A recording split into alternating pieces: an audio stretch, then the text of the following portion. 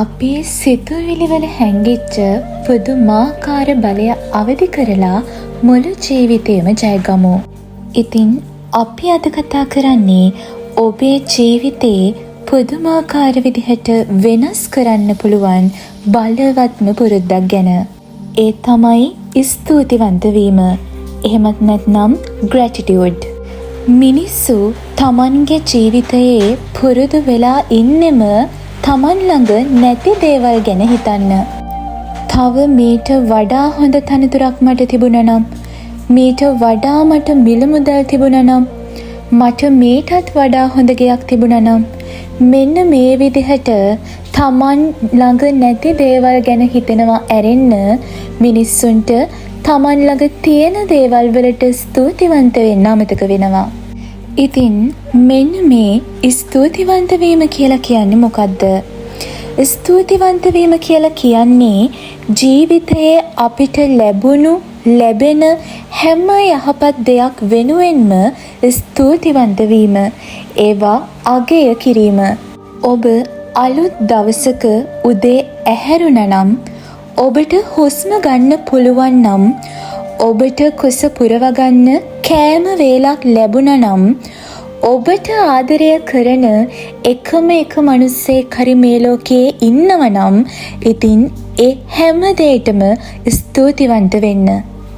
ජීවිතයේ අපිට ලැබෙන ලොකු දේවල් වලට විතරක් නෙමෙයි, අපිට ලැබෙන පුංචි දේවල් වලට පවා ස්තුතිවන්ත වෙන්න පුරුදු වෙන්න. ස්තුතිවන්ත වීම මේ තරමටම අපිට වැදගත් වෙන්නේ ඇයි? ඔබ නිතරම ප්‍රශ්න ගැනම හිතන පුද්ගලයෙක් නම්, දවසින් දවස ඔබට තියෙන ප්‍රශ්න තව වැඩි වෙනවා. ඔබ දවස පුරාවටම දුකින් ඉන්න පුද්ගලයෙක් නම්, දුක ගැනම හිතන පුද්ගලයෙක් නම්, දවසින් දවස ඔබට තවත් දුක කියන දේ ආකර්ෂණය වෙන්න ගන්නවා. නමුත් ඔබ දවස පුරාවටම හොඳ දේවල් ගැන හිතන්න පටන් ගත්තොත් ජීවිතයට හොඳ දේවල් දවසින් දවස ළඟා වෙන්න, ආකර්ෂණය වෙන්න පටන් ගන්නවා. ස්තුතිවන්ත වීමෙන් ආතතිය අඩුවීම, සතුට වැඩිවීම, ධනාත්මක සිතුවිලි වර්ධනය වීම, හොඳ නිින්දක් ලබා ගැනීමට හැකිවීම, යහපත් සම්බන්ධතා පවත්වාගත හැකිවීම කියන ප්‍රයෝජන රාශියක්ම ළඟා කරගන්න පුළුවන් වෙනවා. අපි දැන් බලමු gratitude journal එකක් කියන්නේ මොකක්ද කියලා. සරලවම gratitude journal එකක් කියලා කියන්නේ ඔබ ස්තුතිවන්ත වෙන දේවල් ලියන පොතක්. ඒකට විශේෂ පොතක් අවශ්‍ය වෙන්නේ නැහැ. සාමාන්‍ය එක්සර්සයිස් බුක් එකක් වුණත් හොඳටම ප්‍රමාණවත් වෙනවා. වැදගත්ම දේ වෙන්නේ අඛණ්ඩව මේ පොත ලිවීම සිදු කරන එක. ඉතින් මුලින්ම ඔබ මේ සඳහා පොතක් තෝරගන්න ඕන. ඔබට පුළුවන් නම් පිට කවරය ඔබේ ඇස් ආකර්ෂණය වෙන විදිහට ලස්සනට හදාගන්න මේ gratitude journal එක පුරුද්දක් විදිහට හැමදාම ලියන්න ආසාව ඒ හරහා වැඩි වෙනවා. ඒ වගේම දිනපතාම gratitude journal ලිවීමට එකම වේලාවක් තෝරගන්න. ඔබ උදෑසන අවදි වූ විගස හෝ රාත්‍රියේ නිින්දට යාමට පෙර ඔබට පුළුවන් gratitude journal එක ලියන්න පටන් ගන්න. මුලින්ම ඔබ අද දවස තුල ස්තුතිවන්ත වෙන සිදුවීම් 3 ලියන්න. අද මම සෞඛ්‍ය සම්පන්නව සිටීම ගැන ස්තුතිවන්ත වෙමි. මට ලැබිලා තියෙන පවුල ගැන මම ස්තුතිවන්ත වෙමි. මෙන්න මේ විදිහට අද දවස තුල ඔබට සිදු වූ යහපත් සිදුවීම් 3ක් පිළිබඳව ස්තුතිවන්ත වෙමින් ලිවීම ආරම්භ කරන්න.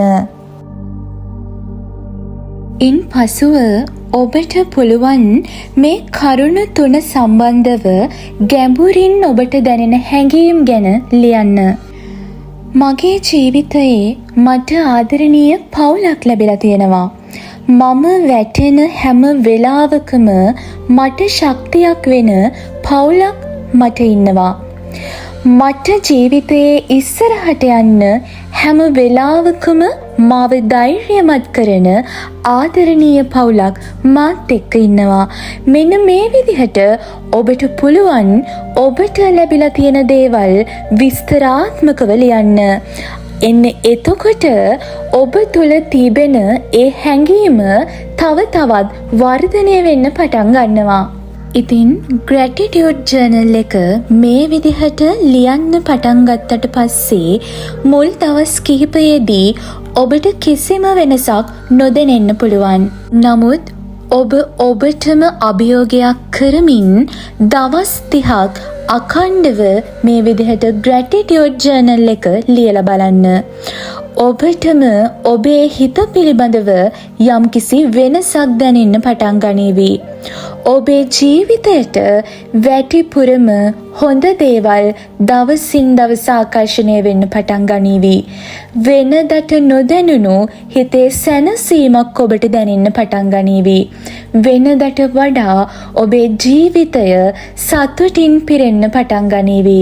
ඉතින් අද ඉඳලම ඔබට ලැබෙන පුංචිම දේවල් වලට පවා ස්තුතිවන්ත වෙන්න පටන් ගන්න. ස්තුතිවන්ත වෙන හදවතක් කියලා කියන්නේ සතුටට විවෘත වෙච්ච ස්වර්ණමය දොරටුවක්. එහෙනම් මම ආයිමත් දවසක ඇවිත් යන්නම්. හැමෝගෙම ජීවිත සතුටින් සැනසීමෙන් පිරෙන්න ඕන.